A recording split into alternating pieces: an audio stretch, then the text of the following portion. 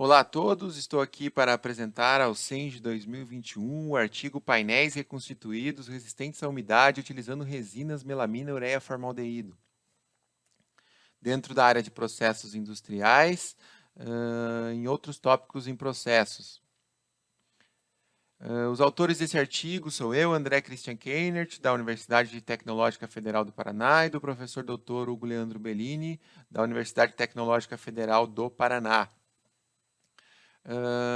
Esse artigo começa com a expansão do setor de painéis reconstituídos à base de madeira no Brasil, passando em 2003 de 3 milhões e 400 mil até agora 2019, 8 milhões 610 mil metros cúbicos por ano. Isso dividido entre os painéis de fibras, o MDF, os de partículas, o MDP, e os painéis de fibras processo úmido, que é o HB, né, o hardboard. Essa forte expansão do setor é devido a alguns fatores, né, como o aumento da demanda por esses produtos para a fabricação de móveis, né, cozinhas e dormitórios, 100% MDF, 100% MDP, ao menor custo da madeira do Brasil, né, devido aos altos incrementos médios anuais, chegando até 35, 36 metros cúbicos por hectare por ano, né, em madeiras de reflorestamento, né, de pinos, principalmente pinos e eucaliptos. E aos grandes investimentos dos fabricantes, tecnologia de ponta, como utilização de prensas contínuas, com alta produtividade, automatizadas, com um grande controle de qualidade. Bom, esse processo de fabricação dos painéis a nível industrial são inúmeras variáveis, é extremamente complexo. Aqui, por exemplo, no caso de painéis de partículas, nós temos orientação da partícula, a quantidade de camadas, a densidade de camadas, a distribuição da umidade, dosagem de resina, o tipo de adesivo. Então, assim, são inúmeras variáveis e para se analisar uma individualmente, de forma isolada, é necessário fazer painéis em laboratório. Né? No caso do Brasil, aqui na norma brasileira, nós temos os painéis de partículas P2, né, que é o painel standard, o aglomerado, né, hoje conhecido como MDP, e quando ele é exposto à umidade, ao tempo, ele tem um problema de inchamento. Né? Então, existe uma imagem negativa desse painel aglomerado no Brasil, hoje conhecido como MDP, porque ele esfarela, ele incha, devido à sua baixa resistência à umidade. E isso vem principalmente da resina ureia formol, a resina ureia formaldeído, que tem baixa resistência à umidade. É um processo, as ligações dessa resina, né, a nível molecular, são totalmente suscetíveis à hidrólise, as pontes metilênicas ali, a ligação aminometilênica é extremamente frágil à hidrólise. Né? Então, demanda por produtos especiais. Né? Então, nós temos o P3, que é uma outra classificação, que são produtos resistentes à umidade, ou seja, passam por um teste de resistência à umidade, né, um teste cíclico, de 21 dias, onde ocorre a exposição de água, freezer e estufa. É um produto mais durável, portanto mais sustentável, utilizado em ambientes com alta umidade relativa do ar e normalmente pigmentados na cor verde para a diferenciação.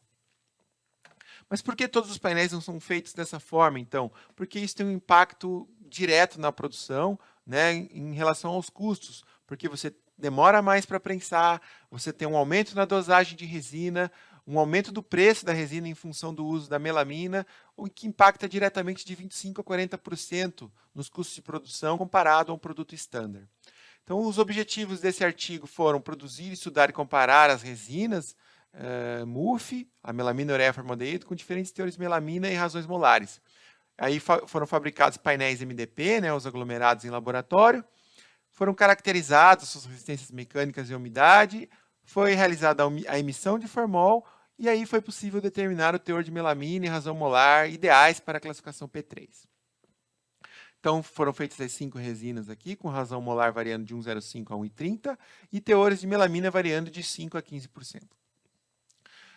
As resinas foram fabricadas em laboratório, no balão de vidro, conforme método convencional utilizado por Paiva, onde é uma condensação ácida ou básica, né, onde a resina, ureia, formaldeído e melamina, a melamina é adicionada junto com a ureia, esse pH é elevado para o momento básico da metilolação, né, onde formam os primeiros monômeros ali, para depois na condensação ácida ou levemente básica, nós termos aí a formação das pontes metilênicas e heterometilênicas para a composição deste polímero melamina ureia formaldeído. Bom, as resinas então foram fabricadas com viscosidade de 170 a 270, o teor de sólidos de 64 a 66, com esses teores aqui de melamina e razões molares, e foram dosados nos painéis 10% de sólido sobre madeira seca, resina seca sobre madeira seca.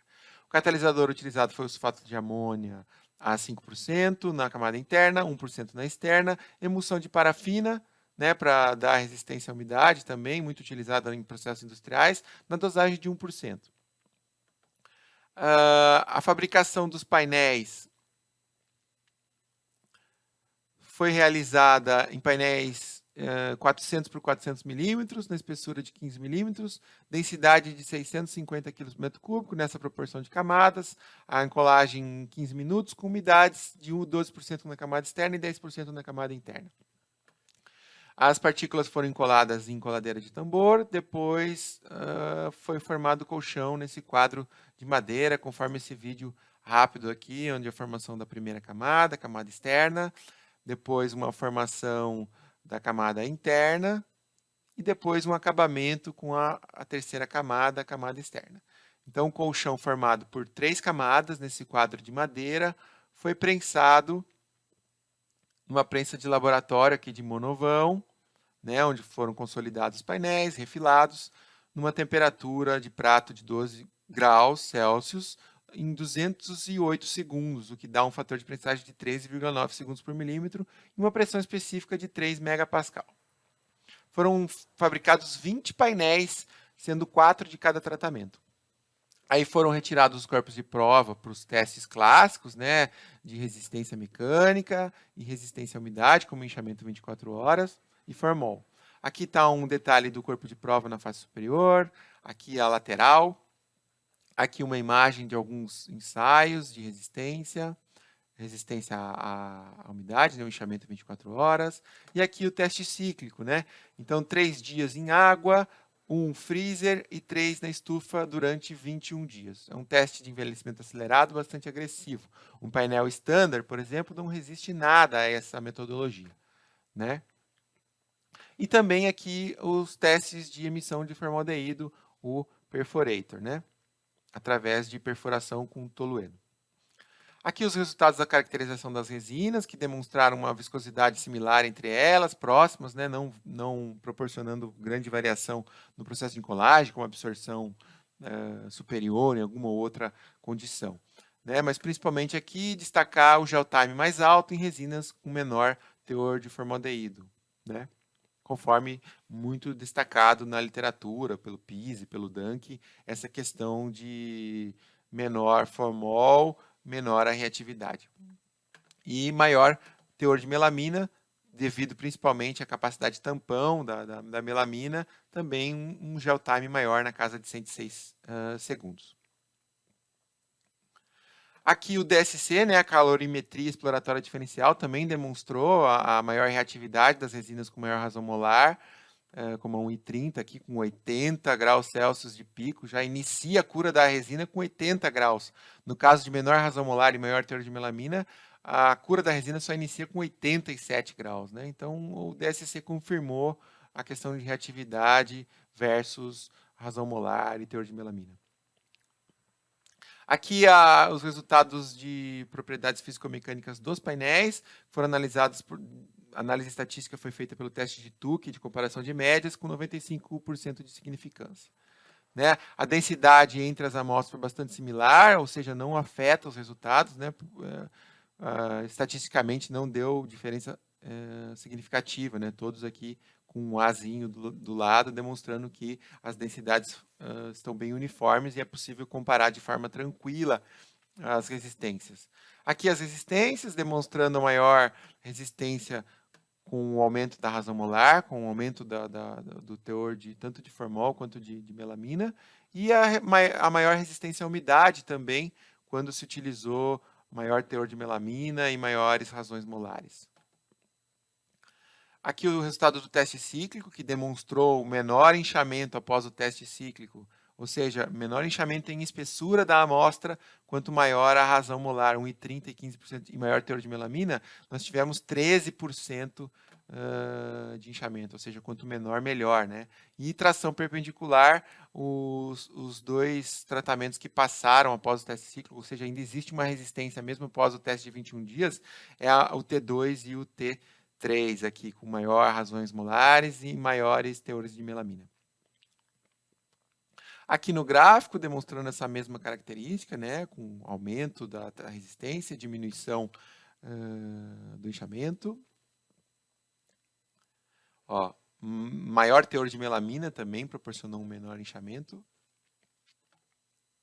E isso principalmente aqui, conforme destacado pelo Pise e pelo Dunk também, a questão da forte ligação aqui entre a amida e esse carbono aromático. Isso aqui é a melamina que proporciona na resina MUF, esse anel aromático aqui, né? Então, dão cadeias mais ramificadas de polímero, o que dá uma maior resistência. Resinas 100% ureicas têm cadeias mais lineares e muito mais suscetíveis à hidrólise. No artigo é bem discutida essa questão do polímero. Tá? E aqui o formaldeído demonstrando maior razão molar, maiores emissões, que também comprovado por Young. Então, as conclusões aqui, características principais das resinas estavam dentro das especificações esperadas a nível industrial, a redução da razão molar reduziu a reatividade das resinas e o maior teor de melamina proporcionou processos de cura mais longos, né? Deixou a resina mais lenta também. As propriedades físico-mecânicas dos painéis atenderam as especificações da classificação P2, né? Ou seja, todos os painéis podem ser considerados painéis estándares, e o aumento da razão molar e teor de melamina aumentou a resistência à umidade dos painéis, com destaque para o inchamento após-cíclico.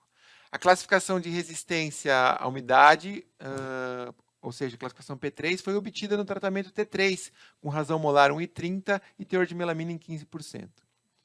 As emissões de formol atenderam os limites de norma brasileira, sendo E1, em alguns casos, para as menores razões molares, e E2 para os demais. E os resultados demonstraram aumento da emissão com aumento da razão molar, conforme também esperado pela literatura, né? E não foram influenciados pelos teores de melamina utilizados. Tá bom? Obrigado e leiam o artigo.